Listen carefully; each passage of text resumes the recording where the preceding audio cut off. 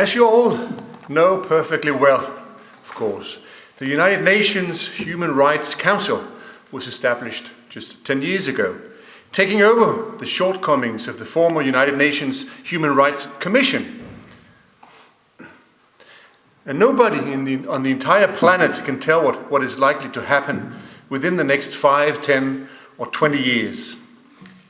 Councils, commissions, and fairy tale abbreviations, they come and go.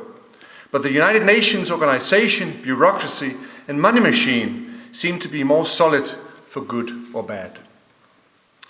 With the election of Mr. Donald Trump as American president, many things are thrown into the air.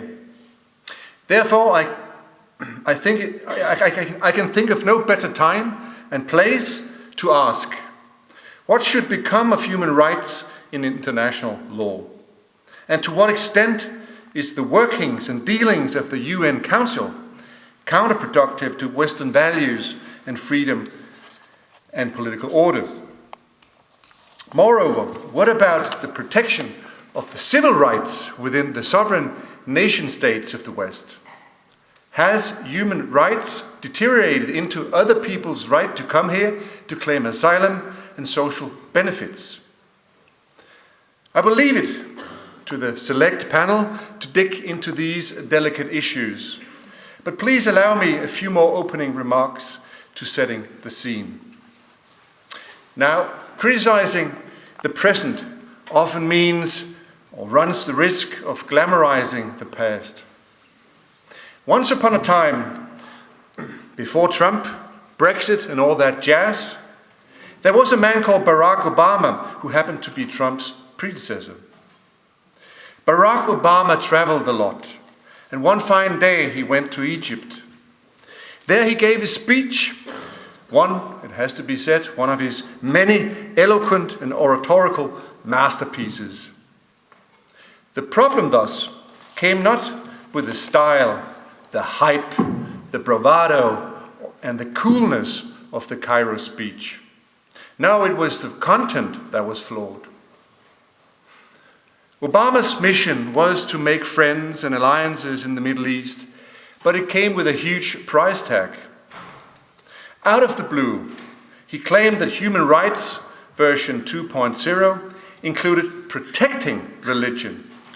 That is to say, in the particular, protecting Islam from critical assessment, understanding, and caricature.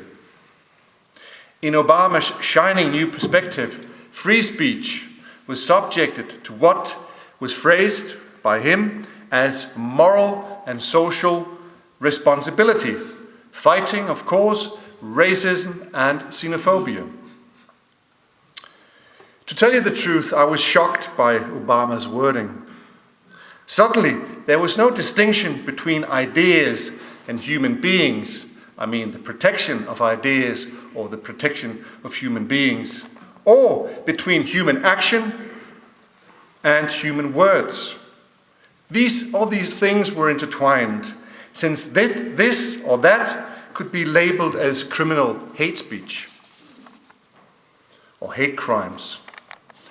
In the years to come, up to this very fine day, hate crime turned into the new keyword against free speech and free artistic expression. The most terrifying thing, I think, about the Cairo speech and what followed was this.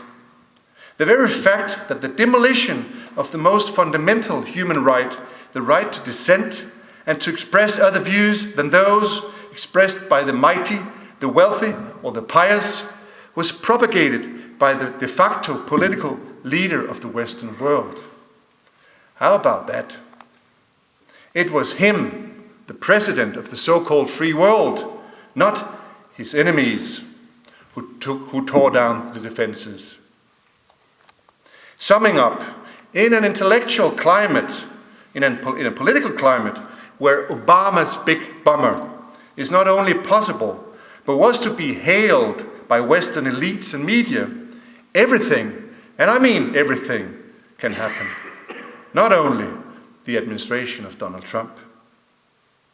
With an open mind, therefore, I'm looking very much forward to witness today's proceedings, discussions. And before I hand the word to Mr. Roy Brown, I wish you all a warm welcome and hope that you will profit from the discussion up here. A warm welcome to everybody here today. Thank you.